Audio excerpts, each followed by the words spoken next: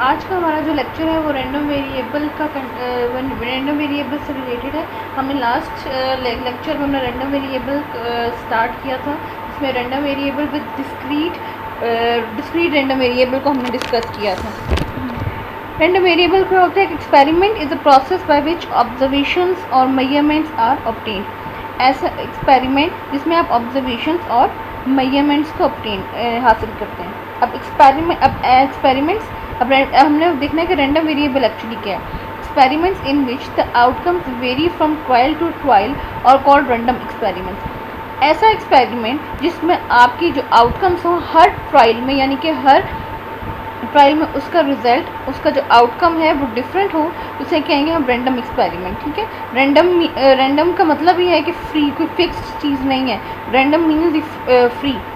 तो random variable को हम चांस वेरिएबल भी कहते हैं, और इसको हम R.V से एब्रीवेशन इसकी अगर हम लिखें तो वो R.V होती है। R.V means random variable. अब जैसे हमने लास्ट में भी पढ़ा, इसकी दो टाइप्स हैं, एक डिस्क्रीट रैंडम वेरिएबल है, एक कंटिन्यूस रैंडम वेरिएबल है। जो आपकी डिस्क्रीट रैंडम वेरिएबल होती है वो है एक कोई पर्टिकुलर वैल्यू। जब आपने कुछ पर्टिकुलर वैल्यू ले ली, जैसे अगर मैं कहूँ कि आपके पॉकेट में जिसको हम ऐसी पर्टिकुलर वैल्यू जिसको आप काउंट कर सकते हो। फॉर एग्जांपल अगर मैं कहूँ कि आपकी पॉकेट में कितना चेंज है, तो आप कहेंगे 350 या 2000, इस तरह से इतना जो चेंज है मेरे पास अभी पड़ा हुआ है, इतना मेरे में। तो एक फिक्स्ड अमाउंट है आपकी, एक पर्टिकुलर वैल्यू है, आपने एग्जैक्ट वैल्यू मुझे बताइए डिस्क्रीट में। जबकि कंटिन्यूस में क्या होता है, कंटिन्यूस और डिस्क्रीट जो क्वालिटेटिव वेरिएबल्स होते हैं आपके सारे डिस्क्रीट होते हैं, जबकि कुछ क्वांटिटेटिव होते हैं वो डिस्क्रीट होते हैं और कुछ कंटिन्यूस होते हैं। अब हम आते हैं कंटिन्यूस रैंडम वेरिएबल, जो हमारा एक्चुअली अभी आज का लेक्चर है उसकी तरफ हम आते हैं। कंटिन्यूस रैंडम वेरिएबल्स क्या होते हैं? Continuous variables result from measurement and can therefore take any value within a certain range. जैसे हमें देखने से पता चल रहा है, जो मैं हाईलाइट कर रही हूँ ये वाला आप देखिए,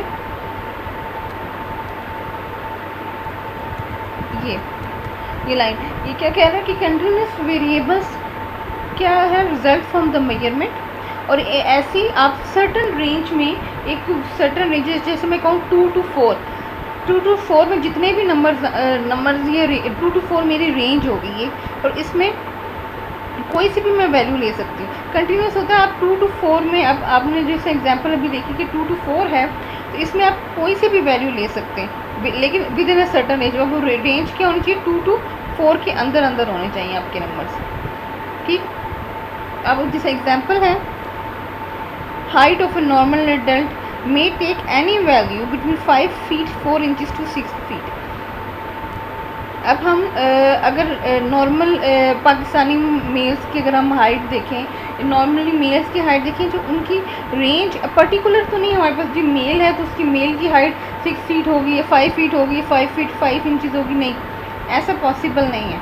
उसकी जो हम एक ओवरऑल जब हम सब अडल्ट मेल की हाइट्स का करेंगे, तो आपके एक पास एक रेंज आएगी, एक सर्टेन रेंज होगी कि भाई यहाँ से लेके यहाँ तक जो है इन दोनों पॉइंट्स के दरमियान लाई करती है मेल्स की। जैसे यहाँ पे लिखा है कि 5 feet 4 inches to 6 feet। अब यानी कि मेल के, अब कोई 5 feet 4 inch भी हो सकता है, कोई 5 feet 5 inch भी हो सकता है, कोई 6 feet भी हो सकता है, तो कोई 5 feet 8 inch भी हो सकता है। तो ये आपके रेंज में कोई सी भी वैल्यू आ सकती है। कंटिन्यूस वेरिएबल है कि इसमें आप कोई सी भी एनी पर्टिकुलर वैल्यू ले सकते हैं। तो इस वाली रेंज में आपके तकरीबन सारे मेल की हाइट्स ही लाई करती हैं।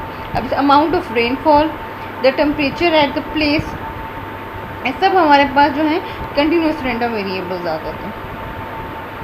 अब हम आगे देखते हैं कंटिन्यूस रैंडम वेरिएबल। आपके वो ऊपर हमने जिस अभी किया कि कंटिन्यूस वेरिएबल्स हैं। रैंडम वेरिएबल स्टैटिस्टिक्स में आप कंटिन्यूस रैंडम वेरिएबल को कैसे लिखते हैं? वो ऊपर तो जनरल हो गया था ना आपका। Continuous random variable, random variable x, हमने जैसे लास्ट लेक्चर्स में देखा था, हम यूजली जो है एक्स रैंडम वेरिएबल लेते हैं। तो हमने यहाँ पे भी जो रैंडम वेरिएबल लिया है वो हमारे पास एक्स है। A random variable x is defined to be continuous if it can assume every possible value in an interval. Square root में है अब आपके पास, स्क्वायर ब्रैकेट में है आपके पास a b where a is less than b। अब क्या ये कह रहा है स्टैटिस्टिकली आपका क्या कंटिन्यूस रैंडम वेरिएबल क्या होता है?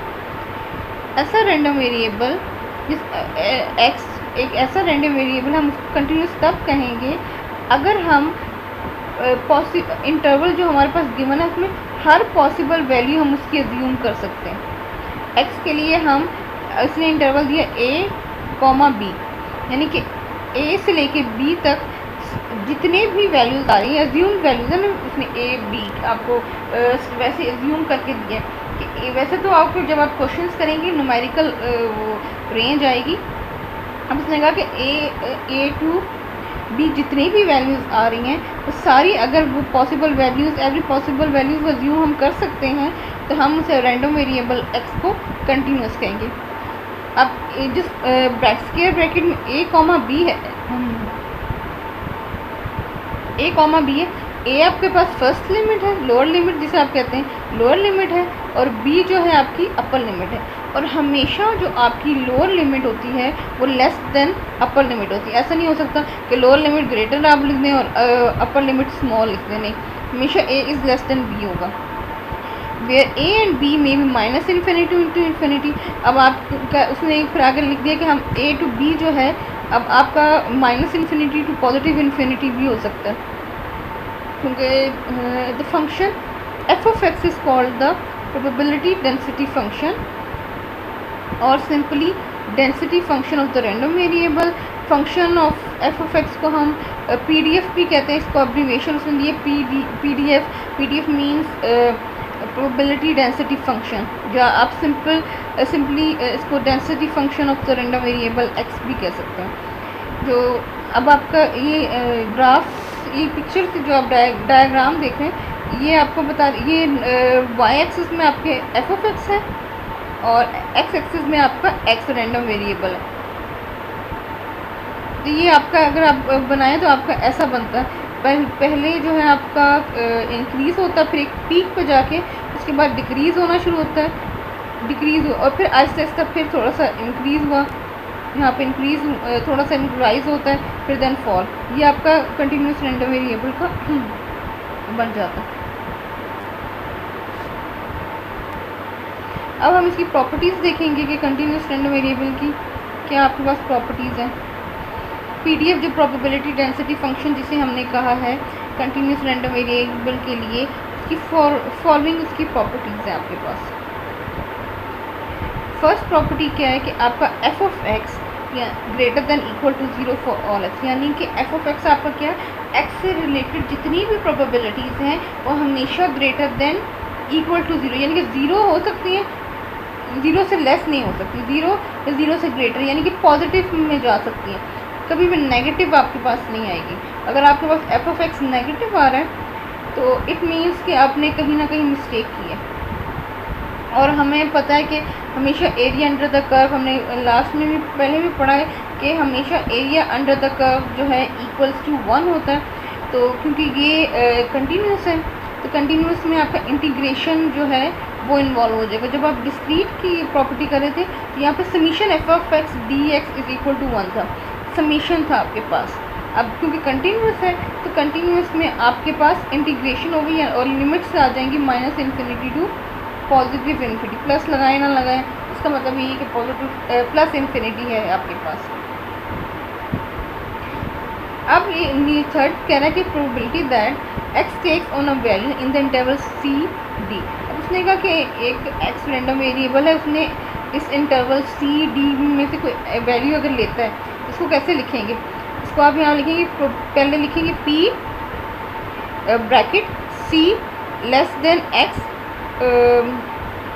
इसको पढ़ेंगे x is greater than c and less than d is equal to, फिर आगे आपने इंटीग्रेशन का साइन लगाया, माइनस इन्फिनिटी जो ऊपर जहाँ पे माइनस इन्फिनिटी था ना, जब सेकंड वाले में माइनस इन्फिनिटी था उसकी जगह आपने लोअर लिमिट लिखनी। लोअर लिमिट आपके पास क्या है c।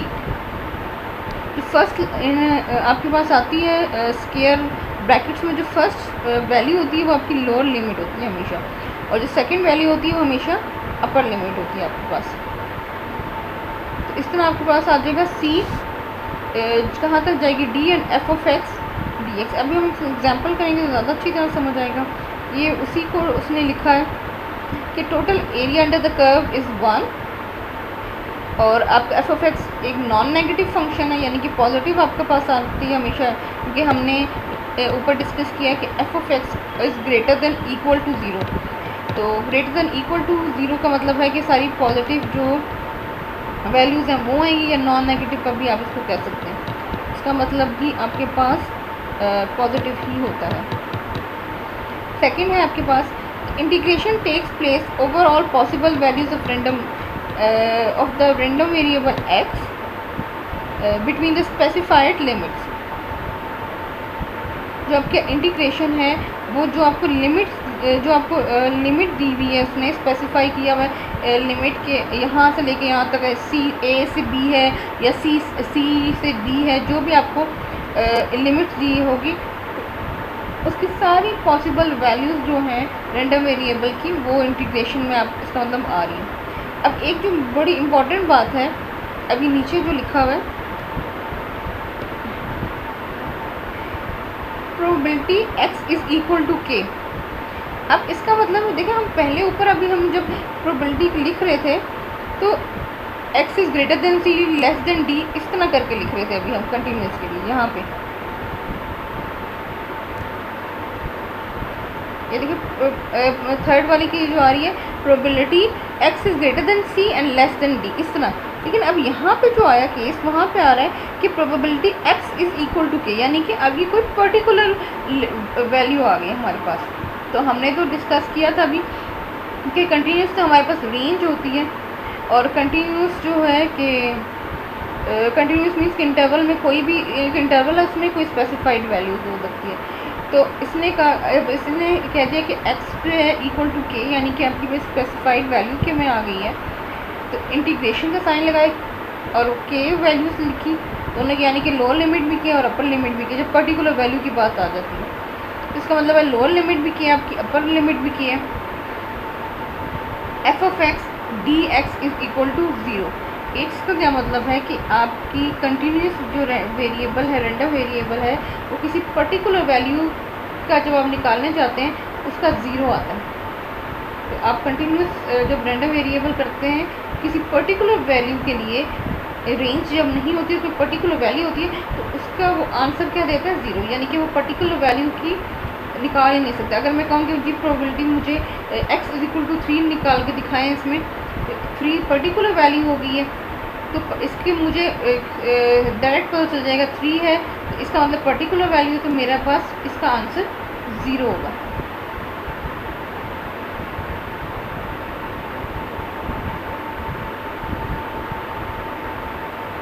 अब हमारे पास है, जिसमें हम लोग उधर भी डिस्ट्रीब्यूशन फंक्शन पढ़ा था एफ ऑफ एक्स, डिस्क्रीट में जैसे पढ़ा था, इसी तरह आपके पास कंटिन्यूस का भी एक डिस्ट्रीब्यूशन फंक्शन होता है, उसमें भी आपके पास है। Random variable x may also be defined as a continuous if the distribution function f of x is continuous and is differentiable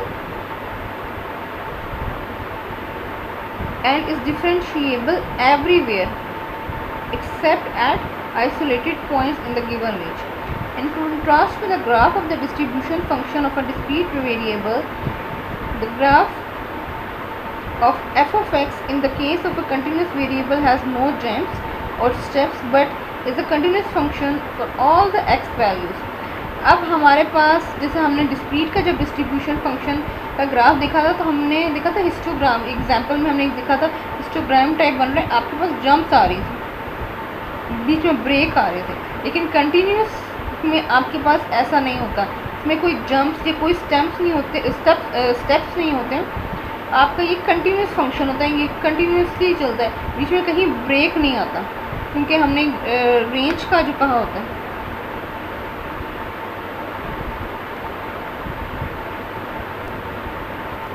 ये आपके पास ग्राफ है कंटिन्यूस के लिए, distribution function of a continuous के लिए।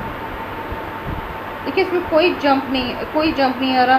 ज़ीरो से स्टार्ट, जो आपके पास वाई एक्सिस में आपने एफ ऑफ एक्स लिया है 0 to 1, क्योंकि हमारे पास ये 0 to 1 जाती है। आपका पास एक्स एक्सिस पे एक्स रैंडम वेरिएबल है और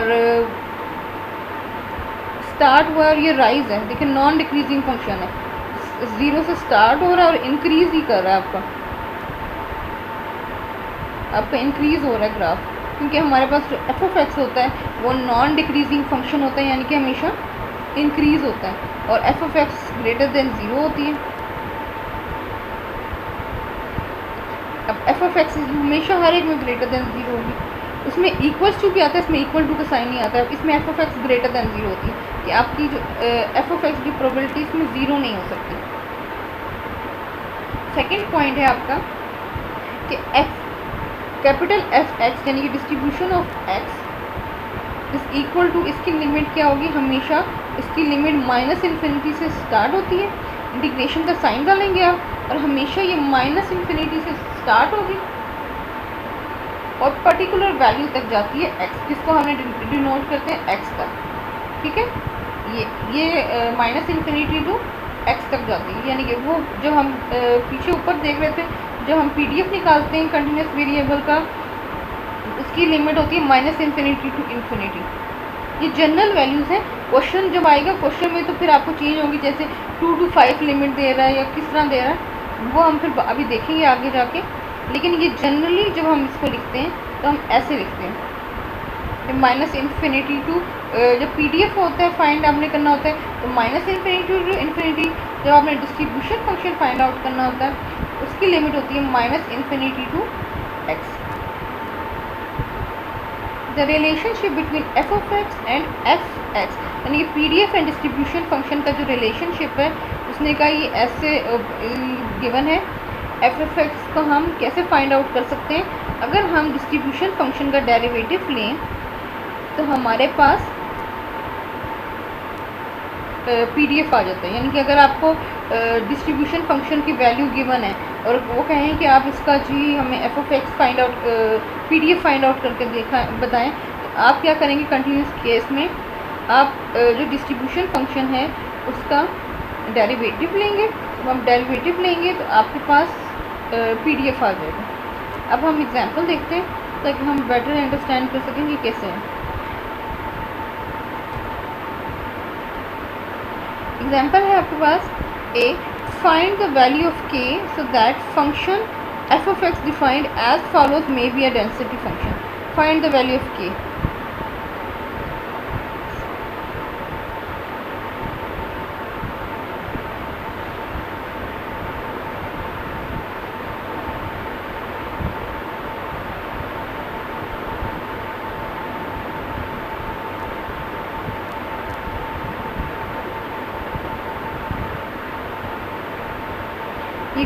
एग्जाम्पल आपके पास ए है, find the value of k so that the function f of x defined as follows may be a density function. F of x आपके पास क्या है, के एक्स, आपको रेंज दी हुई है एक्स जो है greater than 0 and less then 2, यानी कि 0 से लेकर 2 तक है, यानी 0 और 2 इन्वॉल्व नहीं है, और आगे नीचे 0 एल्सवेयर लिखा है। अब हम पहले ए पार्ट देखते हैं।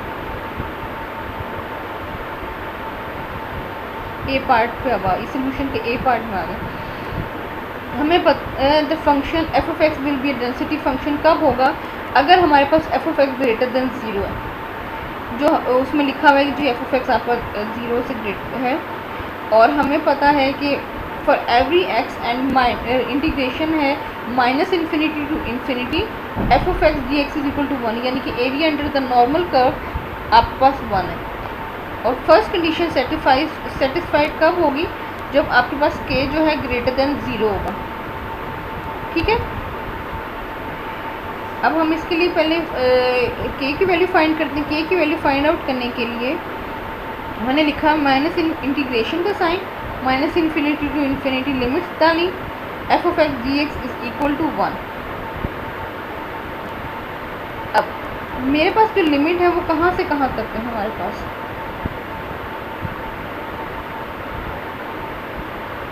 0 to 2 है, ठीक है, 0 से लेकर 2 तक लिमिट है, तो हम डायरेक्ट नहीं 0 to 2 लिख देते कि आपने डायरेक्टली लिमिट लिख दी 0 to 2। इसको करने के इसको स्टेप्स में करते हैं। सबसे आप पहले माइनस इन्फिनिटी से स्टार्ट करते हैं, क्योंकि सारी जो लिमिट्स हैं वो लोअर लिमिट्स आपकी माइनस इन्फिनिटी से स्टार्ट हो रही है। तो आप माइनस इन्फिनिटी फर्स्ट लिमिट लिखते हैं, माइनस इन्फिनिटी टू जो लोअर लिमिट आपको गिवन होती है क्वेश्चन में आपको लोअर लिमिट गिवन है 0 to 2, यानी कि 0 आपकी लोअर लिमिट है। तो माइनस इन्फिनिटी से लेके सबसे पहले लोअर लिमिट पे जाते हैं, माइनस इन्फिनिटी टू 0। फिर आगे लिखते हैं f of x d x, then plus, फिर उसके बाद अगर एक लिमिट दी हुई है जिसमें यहाँ पे 0 to 2, वो जो अब क्वेश्चन में लिमिट दी है वो लिखिए आपने, इंटीग्रेशन का sine 0 to 2 f of x d x, यानी कि डेरिवेटिव ऑफ एक्स, फिर प्लस, फिर इंटीग्रेशन साइन। अब जो लोअर अपर लिमिट आपको दी है वो लोअर लिमिट में चली जाएगी और आपकी हाईएस्ट लिमिट आ जाएगी इन्फिनिटी, क्योंकि आपने इन्फिनिटी तक जाना है ना। तो 2 to infinity f of x d x. अब हमें पता है कि माइनस इन्फिनिटी टू 0 तो हमें कोई क्वेश्चन में लिमिट दी ही नहीं है, माइनस इन्फिनिटी टू 0 तो कोई लिमिट है ही नहीं, उसमें कोई दिया ही नहीं। तो इसकी जगह हम एफ ऑफ एक्स को कोई वैल्यू नहीं दी हुई, तो हम एफ ऑफ एक्स की जगह 0 लिख देंगे, ठीक। माइनस इन्फिनिटी टू 0 में ये वाली लिमिट में हम एफ ऑफ एक्स की जगह नेक्स्ट स्टेप में 0 लिखेंगे, क्योंकि हमें इसकी वैल्यू कोई दी ही नहीं हुई, इस इंटरवल की हमें कोई वैल्यू नहीं दी। फिर प्लस लिखा मैंने, फिर 0 to 2 की इंटरवल आ गई। 0 to 2 तो हमारे पास क्वेश्चन में था और उसमें एफ ऑफ एक्स हमारे पास गिवन था के एक्स, तो मैंने एफ ऑफ एक्स की जगह के एक्स लिख दिया साथ डेरिवेटिव ऑफ एक्स, ठीक है। प्लस अब आपके पास आ रही है 2 to infinity f of x d x. अब हमें ये भी पता है कि 2 to इन्फिनिटी भी कोई हमारे पास लिमिट नहीं है, तो इसमें भी एफ ऑफ एक्स की जगह हम 0 लिख देंगे। तो अब 0 की पर्टिकुलर वैल्यू है और हमें पता है कि कोई भी पर्टिकुलर वैल्यू की अगर आप इंटीग्रेशन करें, आप किसी पर्टिकुलर वैल्यू की इंटीग्रेशन करें तो आपके पास 0 आता है आंसर। तो इसीलिए माइनस इन्फिनिटी टू 0 जो हम गए और उसमें 0 की हमने की तो वो 0, लास्ट वाले की भी 0 है। बीच में रहेगा के एक्स डी एक्स 0 to 2। अब इसकी हम देखते हैं भाई हमने इसकी कैसे इंटीग्रेशन की, ठीक। अब हम इसको चेक करेंगे कि सर हमने इसको सॉल्व कैसे किया। तो देखिए माइनस इन्फिनिटी टू 0 में हमारे पास कोई वैल्यू नहीं थी, एफ ऑफ एक्स की जगह हमने 0 पुट किया, प्लस 0 to 2 जो हमारे पास लिमिट थी, इंटरवल था, उसमें उसने हमें एफ ऑफ एक्स दिया हुआ था, एफ ऑफ एक्स हमारे पास था के x d x, plus 2 to infinity में भी कोई हमारे पास वैल्यू नहीं थी, तो उसमें भी हमने 0 पुट कर दिया, ठीक है। अब हम करेंगे नीचे स्टेप, देखेंगे कैसे, क्योंकि हमें पता है कि पर्टिकुलर वैल्यू में हमारे पास जो कंटिन्यूस वेरिएबल होता है रेंडम वेरिएबल, उसकी वो 0 हो जाती है। इंटीग्रेशन जब आप किसी पर्टिकुलर वैल्यू की करते हैं तो उसकी आपकी इंटीग्रेशन 0 हो जाती है।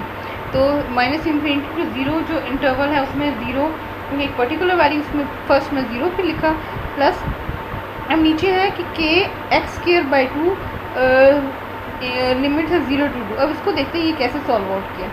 नीचे देखें हमने लिखा 0 to 2 के एक्स डी एक्स। अब इसको कैसे सॉल्व किया, अब इसका के जो है हमारे पास है, आपके पास के कांस्टेंट है, तो जब भी आप इंटीग्रेशन करते हैं आप कांस्टेंट को बाहर ले जाते हैं इंटीग्रेशन से, क्योंकि कांस्टेंट की इंटीग्रेशन नहीं हो सकती। तो आपने और साथ इस कांस्टेंट के साथ वेरिएबल भी है, तो इसलिए 0 नहीं हो सकता, क्योंकि कांस्टेंट और वेरिएबल दोनों है। अगर खाली सिर्फ कांस्टेंट अकेला हो तो तब वो 0 होता है। अब आपके पास के आपने पहले लिख दिया, आपको 0 to 2 इंटीग्रेशन आपने डाली, लिमिट लिखी 0 to 2, देन x लिखा। अब x के ऊपर 1 मैंने इसलिए लिखा है, अगर x के ऊपर कुछ नहीं है, कोई वैल्यू नहीं है x के ऊपर, तो इसका मतलब होता है 1 है। अगर तो वैल्यू है तो वो 2 3 4 लिखेंगे, अगर नहीं कुछ लिखा हुआ x के ऊपर तो इसका मतलब है x की वैल्यू 1 है। देन dx भी, यानी कि डेरिवेटिव ऑफ x। अब इस जो इंटीग्रेशन है इसको कैसे सॉल्व आउट करेंगे, इसको कैसे सॉल्व आउट किया हमने, के को हमने एज इट इज लिखा, ठीक है।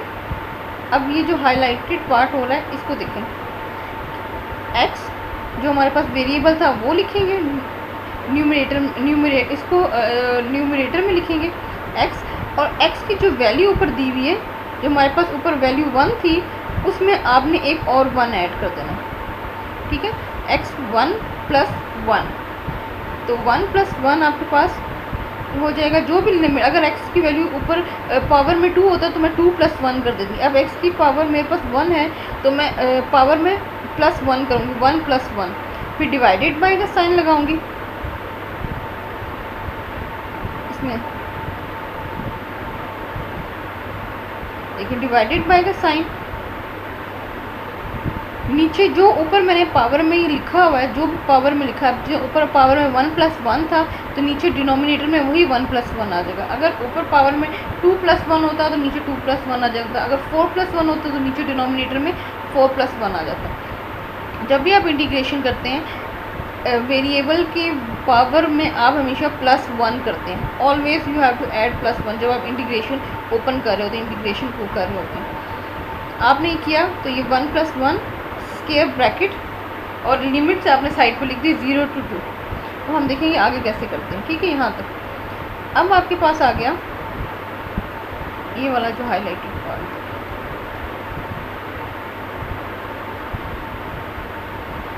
ये वाला हाईलाइटेड पार्ट आ गया। इसको कैसे सॉल्व किया, के एज इट इज लिखा क्योंकि अभी वेरिएबल कांस्टेंट है, स्क्वायर ब्रैकेट लगाई, एक्स 1 प्लस 1 2 होता है तो आपकी x की पावर क्या होगी 2, नीचे भी 1 प्लस 1 को आपने ऐड अप किया तो 1 प्लस 1 2, एक्स स्क्वायर बाई 2 हो गया, स्क्वायर ब्रैकेट क्लोज और आपकी लिमिट लिखी हुई है 0 to 2। अब आगे देखेंगे कैसे सॉल्व आउट करेंगे इसे हम। अब 0 to 2 है, आपने वेरिएबल में पुट करनी है वैल्यू, तो कैसे करेंगे, हम इंसर्ट करते हैं,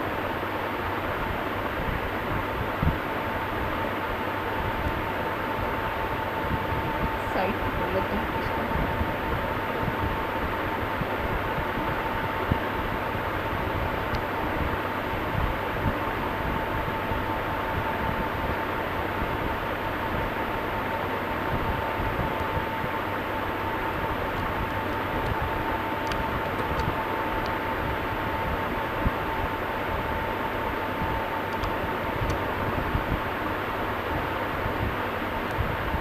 अब x की जो जगह है, x स्क्वायर था ना, x की जगह आप लिखेंगे,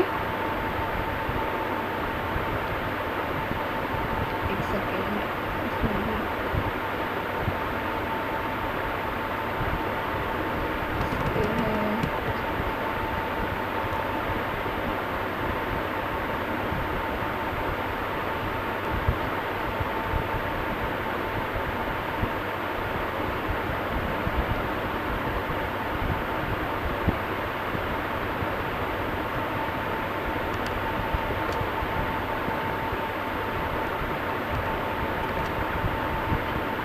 इसको सॉल्व आउट करते हैं।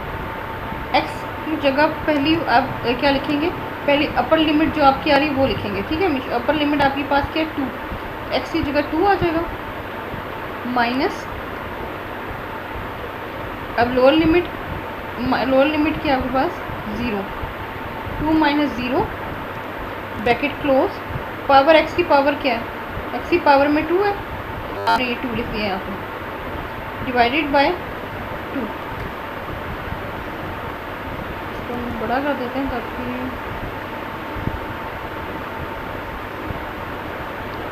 नज़र आ जाए, ठीक है। इक्वल टू के, अब मैंने इसको सॉल्व आउट करना है। जब मैं इसको सॉल्व आउट करूँगी, मैं यहीं से कॉपी और पेस्ट कर लेती हूँ, क्योंकि दोबारा लिखने में काफ़ी इशू होता है।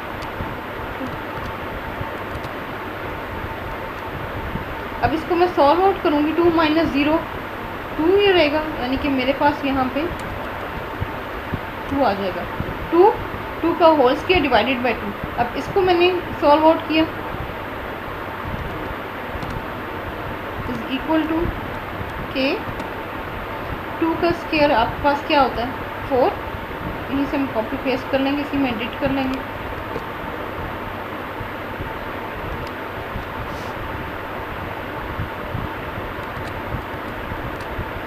टू का square 4, 4 divided by 2 is equal to,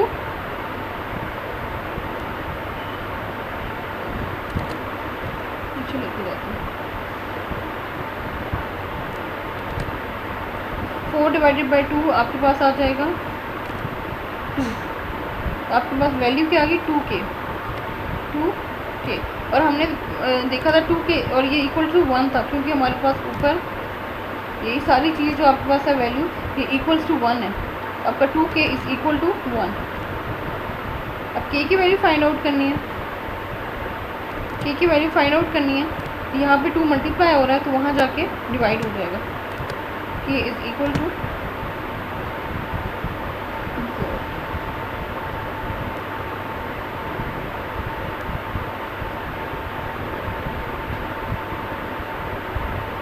1/2, 1/2। आपकी k की वैल्यू जो होगी 1/2 आ गई। k की वैल्यू आपके पास 1/2 आपकी आ गई। और अब आप इसको ऐसे लिखेंगे, k/2 है। अब आप f(x)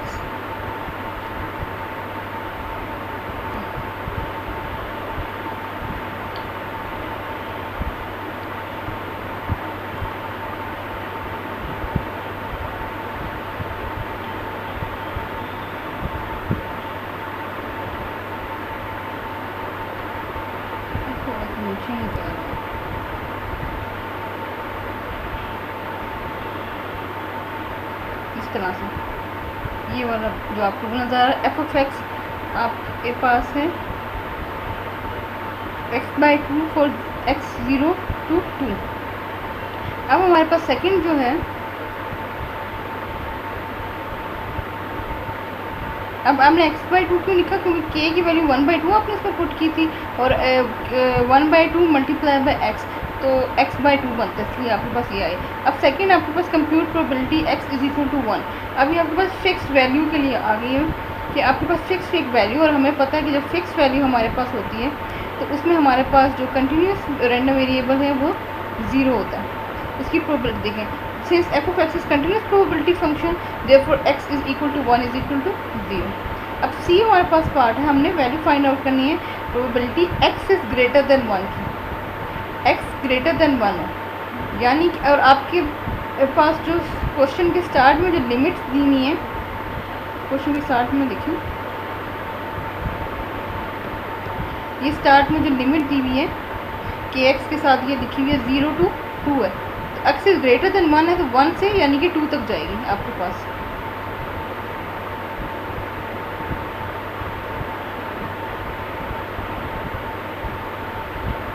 इसको देखते हैं कैसे फाइंड आउट करना है। x इज ग्रेटर देन 1 है आपके पास, इसको कैसे फाइंड आउट किया, 1 से लेके 2 तक लिमिट गई है आपके पास। f(x) dx ग्राफ आपका जो है मर्जी बनाए या ना बनाए। 1/2 f(x) जो आपने फाइंड आउट किया हुआ वो x/2 की x/2 आ गया। इसका डेरिवेटिव ऑफ x लिखा, ये dx लिखते हैं क्योंकि x है वेरिएबल, तो डेरिवेटिव ऑफ x होगा। अगर y वेरिएबल होता तो हमारे पास डेरिवेटिव ऑफ y होता, अगर z वेरिएबल होता तो हम डेरिवेटिव ऑफ z लिखते हैं। क्योंकि x वेरिएबल है हमारे पास तो हम इसका क्या लिखेंगे, डेरिवेटिव ऑफ x। अब आपके पास इसी तरह f(x) की वैल्यू आपने यूँ लिख दी, उसी तरह हमने सॉल्व आउट करना है। x की पावर कुछ नहीं है, मतलब कि 1 है, तो x 1 + 1 2, नीचे भी ये 2 एज इट इज है इसका, और 1 + 1 2, तो 2 × 2 4 हो जाएगा, और लिमिट आपकी 1 to 2 है। जब आप इसमें वैल्यूज पुट करेंगे तो आपके पास आंसर जो है वो 3/4 आया। उधर हमारे पास दूसरा हमने देखा था, उधर हमारे पास कुछ भी नहीं था, यहाँ पे कुछ नहीं था, तो डायरेक्ट 1 + 1 हमने डायरेक्ट लिया था। अब क्योंकि यहाँ इस केस में जो हम दूसरा केस देख रहे हैं, अभी ये वाला x² वाला, ये x/2 वाला, इसमें नीचे 2 है, तो 2 साइड पे लिखेंगे आप इसके यहाँ पे। अगर मैं इसको करके दिखाऊँ आपको, इसको अगर हम करें तो इसको मैं कॉपी पेस्ट कर लेती हूँ।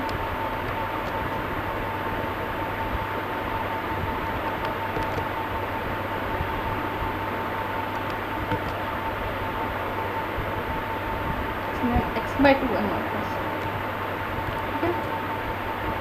इसको कैसे उसने किया, लिमिट्स में लिमिट्स डाल के उसको डायरेक्ट लिख रही हूँ।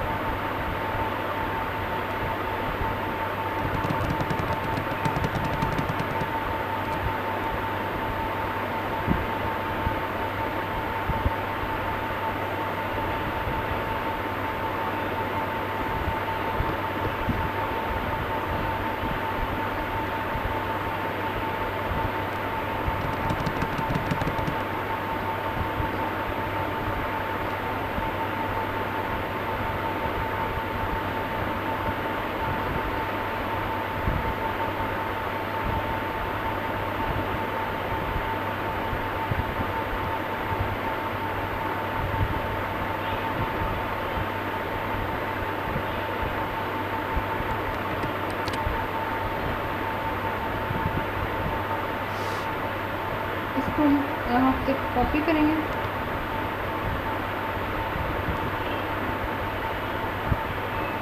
यहाँ पे पेस्ट,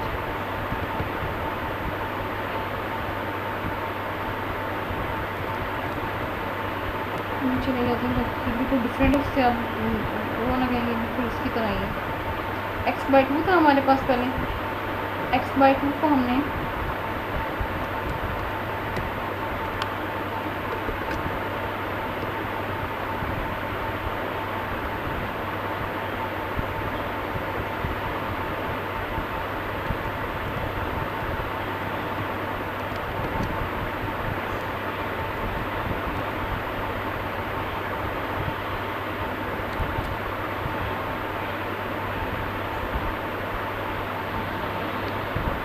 अब x की यहाँ पे पावर 1 है ना, तो आप यहाँ पे लिखेंगे 1 + 1 1 + 1 और इधर ब्रैकेट में जो ऊपर आपने पावर में लिखा है 1 + 1।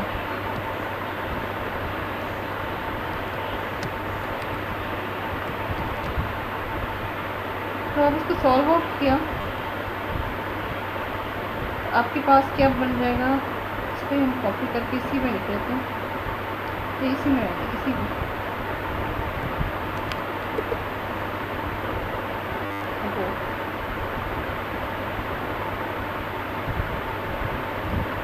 चला गया।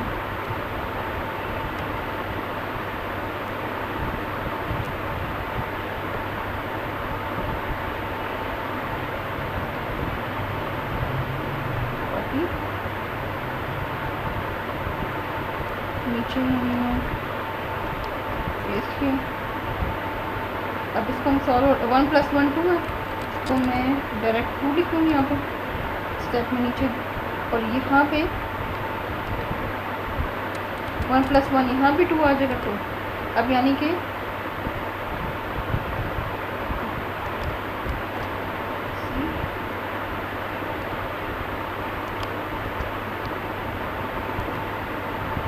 टू इंटू टू क्या हो जाएगा आपके पास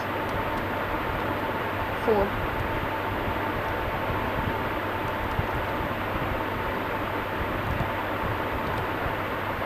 आपके पास क्या वैल्यू आ गई, x²/4। तो यहाँ पे देखें आपकी वही वैल्यू आई है, x/2 का इंटीग्रेशन किया, x²/4। अब इसमें वैल्यू पुट करेंगे 1 और 2। जब आप इसमें वैल्यू पुट करेंगे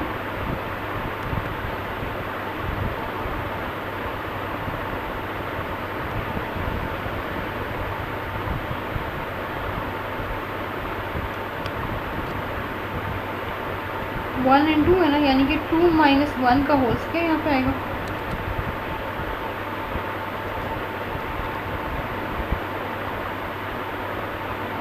सॉरी 2 का होल स्क्वायर आएगा।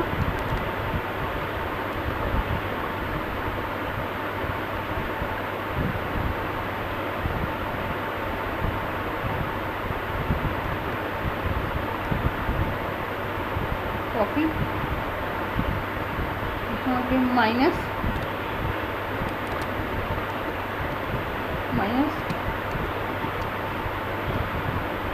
चीज़ यहाँ होनी चाहिए,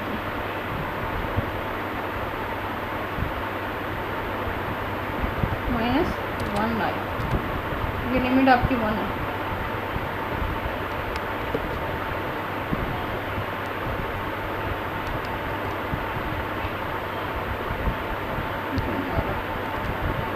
ये इस तरह आप लिखेंगे, ठीक है। इसको सॉल्व आउट किया, आपके पास आंसर आ जाएगा 2 का whole square is equal to 4 और वहाँ पे 1 ही रहेगा, 4 माइनस 1 जो है आपके पास 3/4 आपके पास इसका आंसर आएगा। तो आपके पास देखिए 3/4 इसका आंसर आएगा। अब नेक्स्ट है आपके पास डिस्ट्रीब्यूशन फंक्शन फाइंड आउट करना। अब अपने कंटिन्यूस का डिस्ट्रीब्यूशन फंक्शन जब फाइंड आउट करेंगे, अब इस तरह लिखेंगे f(x) is equal to p(x) less than capital x is less than small x is equal to -∞ to x, क्योंकि हमने फॉर्मूला में देखा था f(x) dx। अब इसको स्टेप बाय स्टेप कैसे करेंगे।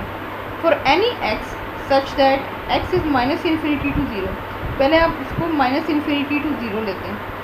जब आपके पास यह वैल्यू आएगी f(x) is equal to -∞ to x 0 dx, इसको बल्कि -∞ टू यहाँ 0 होनी चाहिए थी, -∞ टू 0। अब 0 to 2 जब आपके पास है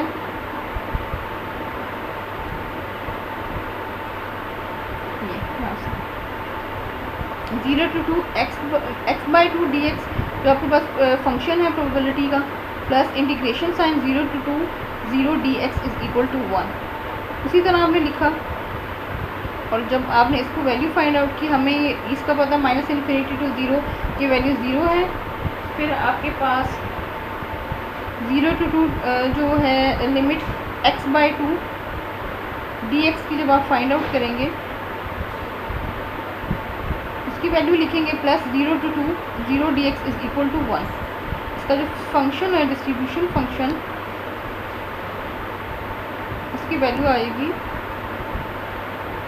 ये आपके पास mean of a continuous random variable आ गया -∞ टू ∞ x f(x) dx, और ये आपके पास जो है वेरिएंस ऑफ x का फॉर्मूला है -∞ to ∞ x minus mu whole square f(x) dx।